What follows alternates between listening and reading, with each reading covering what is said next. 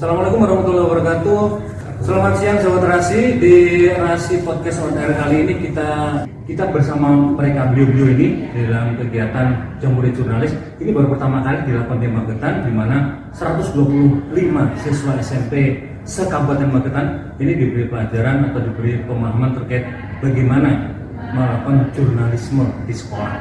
Ini salah satunya adalah hasil karya daripada siswa-siswa SMP se-Kabupaten Magetan ya. Ini salah satunya ini hasil karya dari SMP Negeri 1 Poncol. Artinya mereka punya majalah sekolah. Dan dua hari ini di dalam Jambore Jurnalis ini mereka diberi pemahaman atau materi dari pihak-pihak yang berkompeten, salah satunya adalah dari Kompas dan juga dari teman-teman yang bergerak di dunia pertelevisian. Ada dua narasumber kita hari ini, Pak Sukadi. Pak Sukadi ya. Beliau adalah inisiator orangnya. Ya, sama teman-teman.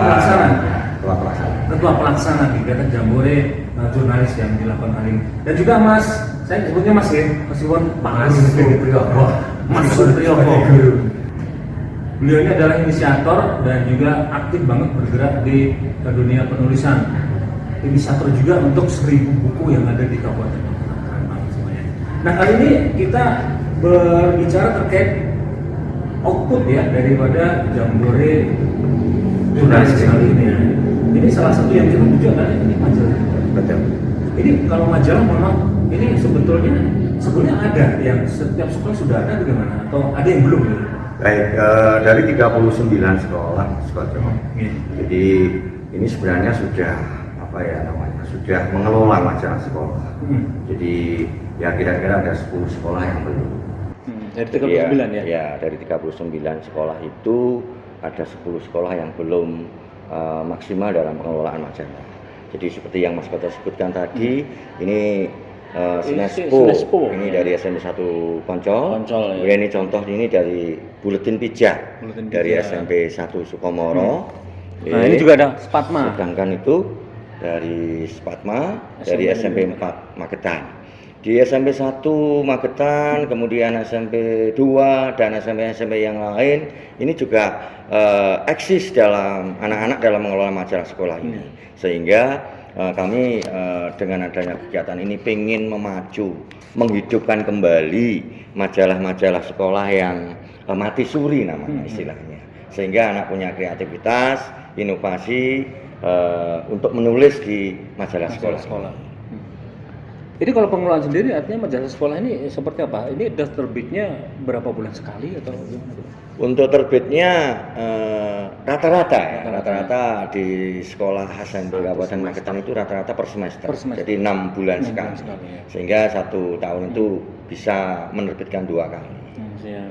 Kalau dari terkait saya ke Mas Priyogo yang memang kayak menggeliatkan literasi di Kabupaten Magetan. Kayak gini nih pengelolaan seperti apa? Artinya kan kita harus ada wartawan, ada redakturnya, ada bagian desainernya. Ini seperti apa untuk bisa mengelola akhirnya menjadi majalah yang ini kayaknya majalah kayak komersil gitu ya. Sekarang dari desainnya, dari isinya itu benar-benar kayak komersil banget gitu. Gimana Mas? Terima kasih sebelumnya. Selamat berjumpa pemirsa Labu TV di mana saja berada. Kebetulan pada hari ini kita melaksanakan Jambore Jurnalistik di Geraha Pusat Literasi, sebuah impian yang menjadi kenyataan bahwa ini adalah rumah kita untuk kegiatan literasi. Nah, terkait dengan majalah sekolah, itu memang rata-rata hampir semuanya sudah melaksanakan. Cuma terkendala mungkin waktu pandemi itu ada yang stagnan. Istilahnya tadi Pak Sukadi mengatakan mati suri. Khususnya untuk Parang. Beberapa waktu lalu setelah mengundang rekan-rekan dari Mas Koco, Mas Agus, dan Mas Dwi, akhirnya menggeliat lagi kegiatan untuk majalah. Dan kebetulan untuk bulan Januari di tahun ini itu sudah akan terbit lagi untuk melakukan edisi yang mati suri. Jadi untuk desain dan lain sebagainya, yang penting kita tuh kolaborasi. Anak-anak kita gerakkan, kita ajak, intinya kita berlatih, belajar. Yang penting literasi intinya harus membumi di bumi Magetan. Yang jelas untuk percetakan, kita kebetulan kemarin juga mengundang narasumber dari multimedia yang kebetulan sebagai mitra kerja untuk menerbitkan majalah sekolah. Kalau antusiasme dari siswa sendiri untuk ikut partisipasi ini seperti apa? Yang jelas namanya anak, kita harus jangan sampai lelah. Kegiatan apapun saja yang namanya guru sebagai sosok yang digugu dan ditiru harus jangan sampai lelah. Memberi contoh, menjadi contoh itu wajib. Paling tidak di WA, di status itu bisa sebagai ajang latihan untuk membuat satu kata atau satu kalimat. Karena sekarang sudah zaman digital. Buat apa HP kalau kita tidak untuk belajar?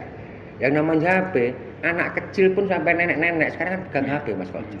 Itu sebagai sarana yang sangat luar biasa untuk kemajuan literasi. Nah, Mas Wadi, kalau terkait ini untuk pengelolaan sendiri kan ini juga butuh biaya. Ini sejauh ini seperti apa agar juga siswa bisa berkontribusi, tentunya ada pengelolaan sendiri dong untuk menerbitkan majalah ini. Betul. Jadi begini Mas Koco, jadi memang tidak mudah untuk mengawali sesuatu. Banyak tantangan, kemudian banyak hambatan dan kerikil-kerikil tajam untuk menuju sebuah tujuan yang kita harapkan. Nah, dalam pengelolaan tentu saja contohnya di sekolah kami di SMP 1 Sukomoro, ini memang majalah Bijar ini dikelola oleh siswa-siswi SMP 1 Sukomoro. Artinya di situ masuk dalam kegiatan ekstrakurikuler. Nah, ekstrakurikuler buletin. Kemudian anak-anak itu dibina oleh Bapak Ibu pembina. Jadi di situ yang Mas Koco tadi sebutkan. Jadi ada pimpinan redaksi, kemudian tim redaksi, redaksi pelaksana, editor dan lain sebagainya. Sehingga mereka merancang edisi keempat nanti apa yang akan kita tulis di majalah itu. Nah, sedangkan untuk pengelolaannya memang kami memiliki apa ya istilahnya kos atau dana, ya dana khusus untuk kegiatan ini. Jadi artinya mereka para siswa dibekali selain apa ya namanya kemampuan untuk menulis, juga di situ ada bentuk apa ya gotong royong. Jadi dana gotong royong untuk mendirikan pertama kali. Ya kemudian dari gotong royong itu kan terus berkembang akhirnya tim majalah ini sudah punya dana sendiri.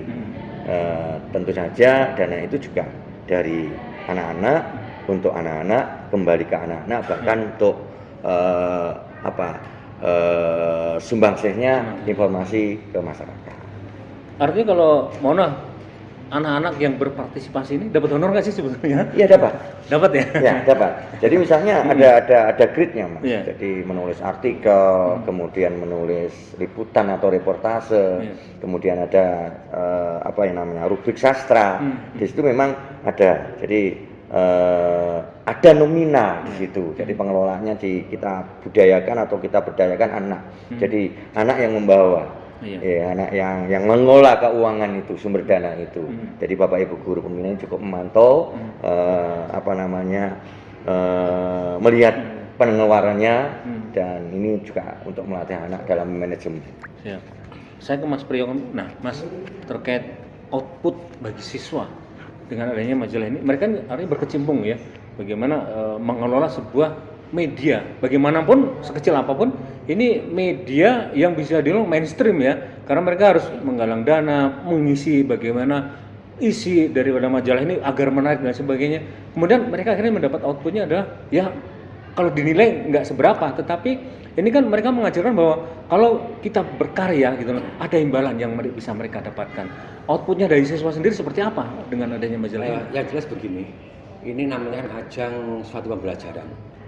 Dan kemungkinan kalau anak-anak mendapat output entah berapa nominalnya, mungkin sebagai motivasi, ya sebagai untuk pendorong, pemantik dari anak-anak. Tapi kemungkinan juga ada yang dari sekolah itu tidak seperti itu ada. Yang jelas itu kan ajang belajar, ajang belajar. Jadi paling tidak dengan berliterasi kita mau menulis itu kan mesti membaca dulu. Nah, paling tidak ini termasuk di kegiatan literasi. Ini kalau kita lihat Mas, motivasi anak untuk belajar, membaca buku. Ini kan mungkin kan sudah sama-sama kita ketahui bocah kok nggak nanti sinau toh. Nah, kemungkinan dan harapan yang sangat besar dengan adanya kita berlatih untuk menulis dan lain sebagainya, geliat semangat untuk belajar kembali dan membaca itu tumbuh lagi. Jadi kita menulis kalau tidak pernah membaca apa yang akan kita tulis, kita akan mesti kesulitan. Diberi teori seperti apapun, anak akhirnya akan memberi menambah sendiri dengan cara membuka literatur. Entah itu melalui HP, di internet, sambil mau tidur kan bisa lihat. Yang penting kita kan gini, bijak menggunakan media sosial.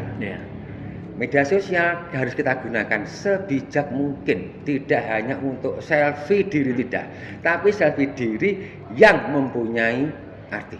Dan begitu Mas. Karena kita ketahui bahwa 2 hari kita mengikuti Jambore Jurnalis ini antusiasme dari siswa-siswa SMP ini luar biasa. Mereka banyak bertanya kepada para narasumber yang memang berkompeten bekerja sebagai jurnalis, dan mereka banyak sekali menanyakan seperti apa sih kinerja jurnalis, meskipun mereka di dalam hal ini adalah masih tahap belajar dan karya mereka ternyata luar biasa gitu. Nah, terkait ke depan ya dengan adanya Jambore Jurnalis ini kan Pak, artinya nggak cuman hasilnya cuma majalah gitu, enggak kan. Nah, ini apa ke depannya, proyeksinya setelah ini apa? Ya. Gambaran dan harapan itu memang harus kita miliki. Jadi setiap manusia, setiap orang itu kan harus punya impian. Jadi impian itu kalau bisa bermimpilah setinggi langit. Jadi harapan dari kegiatan ini, jadi bukan hanya sekedar majalah, tapi mereka punya keterampilan, punya skill.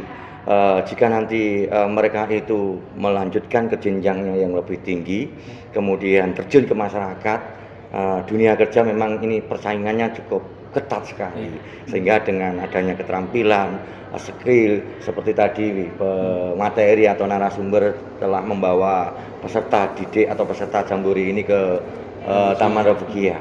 Jadi mereka sangat antusias, mereka sangat semangat. Bahkan semula yang di sekolah ini nampak malu-malu ya, nampak malu-malu. Begitu terjun di lapangan di kebun Refugia itu, mereka timbul rasa keberanian untuk bertanya ke pemateri atau narasumber.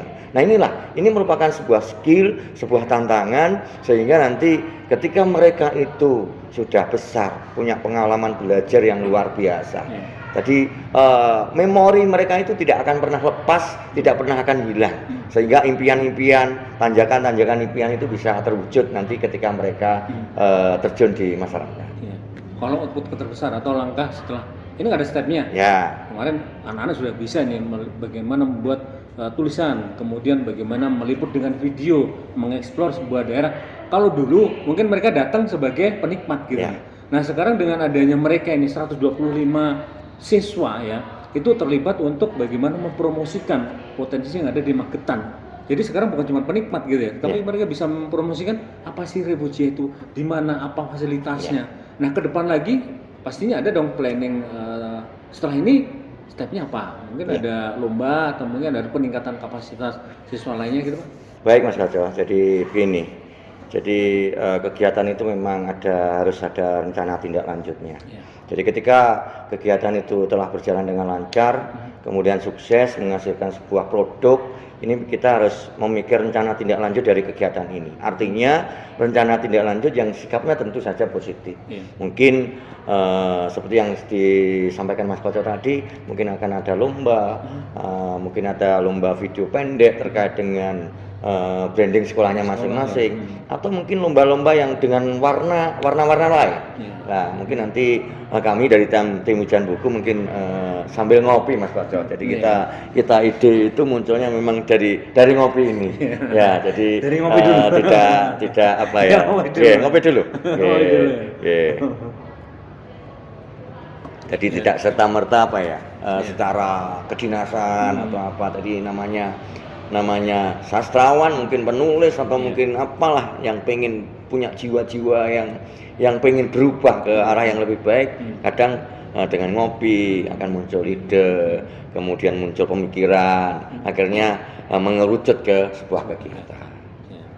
Saya kembali ke Mas Priyo, Mas, dengan adanya media, ini saya bilang media di sekolah gitu ya, terhadap penerapan kurikulum merdeka, ini seperti apa?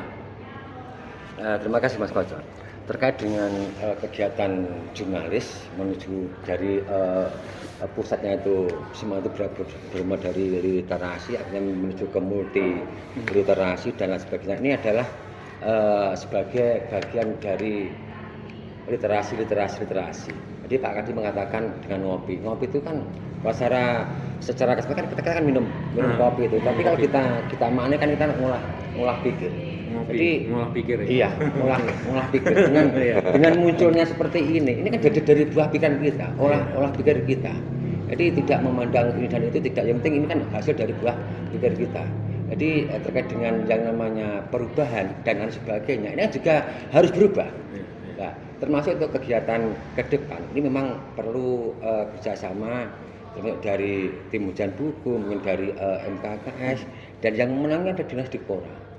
Insya Allah katakan kalau ada umpaknya itu katakan hujan buku, cagaknya itu MKKS, dan empiaknya itu Dikpora. Saya yakin itu literasi di Magetan itu mesti luar biasa. Karena apa? Ini tempat untuk kegiatan literasi. Dan ini kan miliknya Artus. Kami kan berharap semoga ke depan antara dinas-dinas terkait itu satu rel untuk menuju ke literasi. Literasi membumi di bumi Magetan. Karena apa? Tanpa peran serta beliau yang di atas, kita itu ya cuma hanya ngopi. Ya, ngopi dalam artian biasanya minum kopi saja, tapi tidak sampai menuju ke titik hasil dari buah pikir. Tapi ini ya semoga untuk adanya dan majalah, kegiatannya jurnalis anak-anak, nanti mungkin ke depan itu semakin wow gitu. Ngopinya hasilnya mungkin cuma majalah sampai di sekolah masing-masing gitu ya. Tapi kalau cagak empiaknya itu menjadi satu gitu. Iya. Ini menjadi sesuatu yang luar biasa. Iya, jadi tidak hanya di Magetan, tapi mungkin sedunia kan begitu Mas Koco. Memang kita kan harus punya impian kan begitu. Jadi setinggi angan-angan harus banyak mimpi, satu persatu harus kita raih. Termasuk kegiatan literasi di sini ini kan juga bagian dari impian teman-teman hujan buku. Akhirnya kan bisa terlaksana. Meskipun tahapannya juga melalui proses untuk menuju impian yang hari ini 2 hari Sabtu dan hari Minggu ini terlaksana di Geraha Pusat Literasi. Ya mungkin sahabat literasi, saya cuma mengingatkan bahwa keberadaan gedung literasi yang kalau dinilai mungkin ada lebih 15 miliar nilainya ya.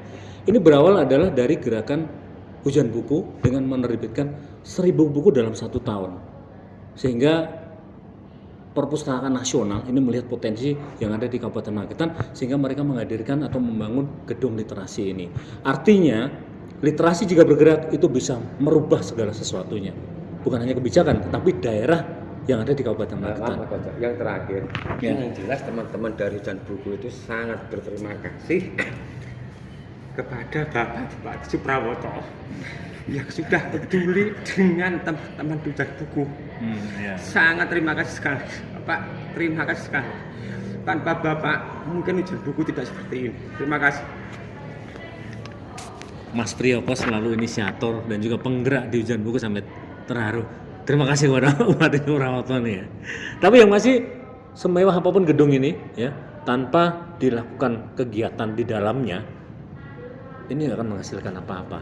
Ini hanyalah sebuah monumen gitu ya. Terima kasih. Ya. Terima kasih juga Mas Koco dan Mas Supriyoko.